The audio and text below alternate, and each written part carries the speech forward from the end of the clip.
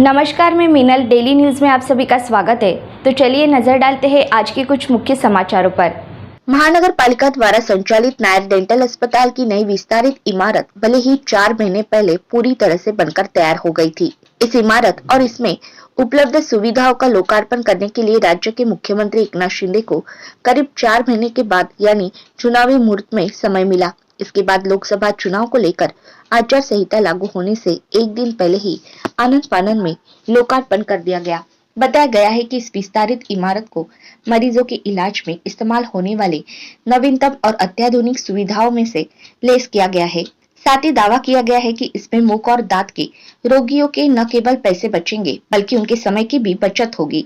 उल्लेखनीय है कि मुंबई सेंट्रल स्थित नायर अस्पताल एवं डेंटल कॉलेज में प्रतिदिन औसतन 800 से 1000 मरीज इलाज कराने के लिए आते हैं।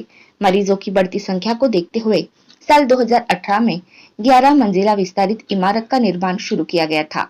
हालांकि कोविड काल में लागू प्रतिबंधियों के कारण इस कार्य में बाधा पहुंची थी। इसी बीच प्रतिबंधियों में ढील मिलती ही निर्माण कार्य ने रफ्तार पकड़ ली। 4 महीने पहले नई विस्तारित इमारत का काम पूरा कर लिया गया था।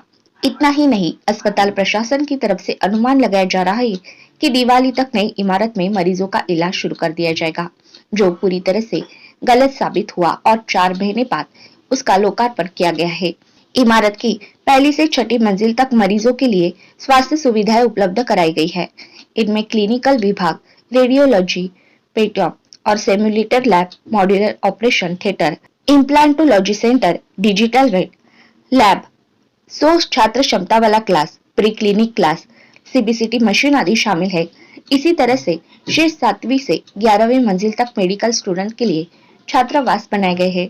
इसके अलावा इससे में भी सुविधा युक्त विशाल कॅन्टीन खोली गई है। एकाचं ते ऑपरेशन पण कसं करतात ते मी बघितलं, केली मी तसं ऑपरेशन करायची सवय मला आहे, डॉक्टर नसलो तरी। ते आता देवाय पाटीलचं मिळाले ते ना, पण त्याच्या आधीच मी ऑपरेशन मोठं केलं होतं ना,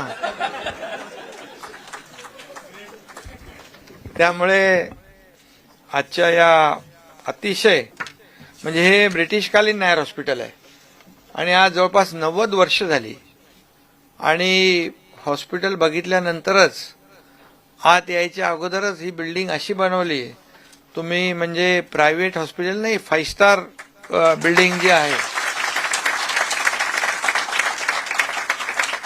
आणि हे रुग्णालय देशातलं दुसरं जुनं आहे, सेकंड ओल्डेस्ट हे हॉस्पिटल।